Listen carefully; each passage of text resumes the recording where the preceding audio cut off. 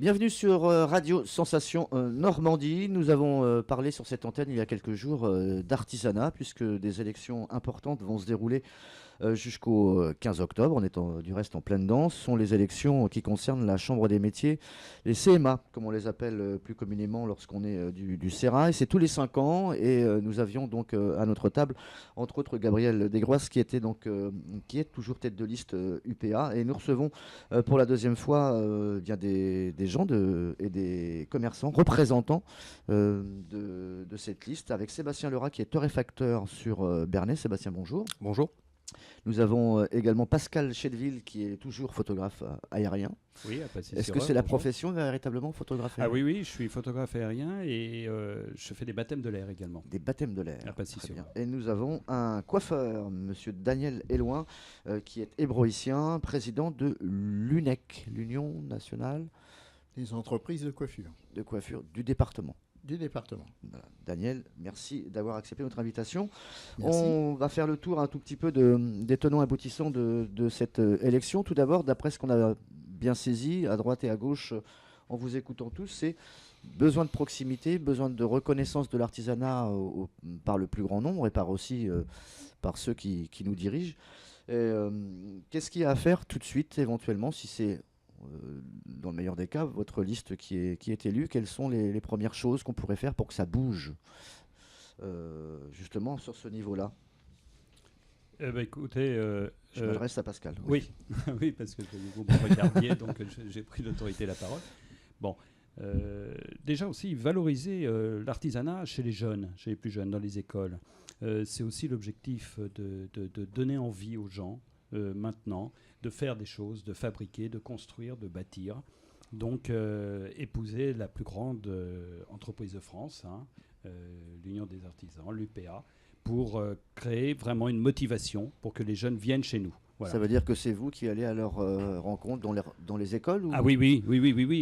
On va vraiment faire de telle sorte à ce que de promouvoir l'artisanat à corps et à cri. Alors, soit en se déplaçant évidemment dans les écoles, déjà d'une part, et d'autre part, avoir une vitrine de l'artisanat dans le département de l'Eure qui soit digne de ce nom.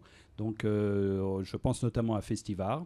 Pour que Festivar se déplace, on en a déjà eu l'occasion d'en débattre dans toutes les régions du département de l'Eure et de mettre en avant toutes nos activités, la photographie aérienne, pourquoi pas, mais aussi la torréfaction, la coiffure, parce que c'est de l'art, et tous nos métiers d'art. Et tous nos métiers d'artisans sont des métiers d'art. Faire un escalier en bois, c'est de l'art. Voilà. Parce que pour vous, c'est pas assez une journée des métiers d'art, enfin un week-end par an, c'est pas suffisant pour que votre corps de métier, que toutes les professions de l'artisanat soient mises en valeur, quoi. Il faudrait que ça bouge toute l'année. Oui, je voudrais vraiment qu'on redore le blason de l'artisanat et que la Chambre des métiers, c'est son rôle aussi. De promouvoir nos beaux métiers à tout à chacun. Daniel Éloin, est-ce que lorsqu'on pousse la porte d'un boucher, d'un boulanger ou d'un coiffeur, le consommateur, entre guillemets le client, a l'impression de rentrer chez un artisan? Est-ce que pour vous c'est une évidence même?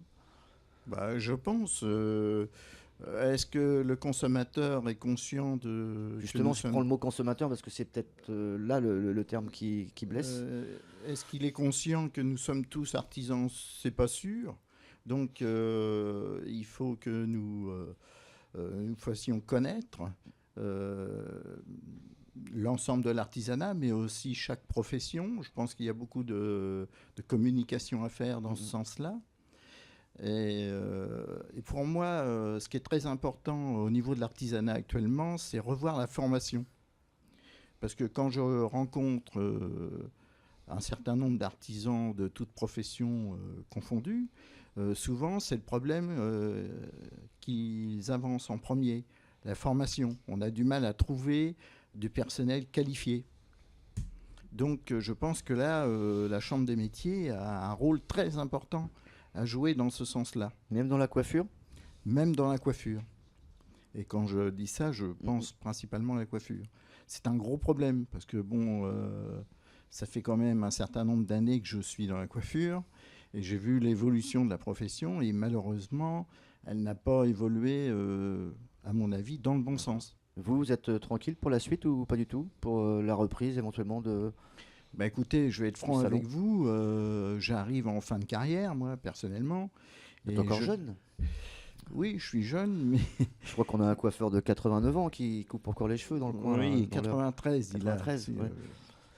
Je je connais vois tout le à monde, qui hein. vous voulez Mhm. parler. Mais personnellement, je cherche à céder mon affaire et je n'arrive pas à trouver de repreneur D'accord. Et- digne de ce nom, je dirais. D'accord. Sébastien, le festival de l'artisanat, c'est quelque chose qui vous tient à cœur aussi, parce que les torréfacteurs, ils sont pas très nombreux en France et de surcroît dans le département de l'Eure. Et vous, votre profession, déjà, vous avez sans doute un parcours atypique. On ne sort pas de l'école et on n'a pas forcément l'évidence de dire je vais devenir torréfacteur, parce qu'il n'y a pas de possibilité ni d'ouverture au sortir peut-être de la période scolaire.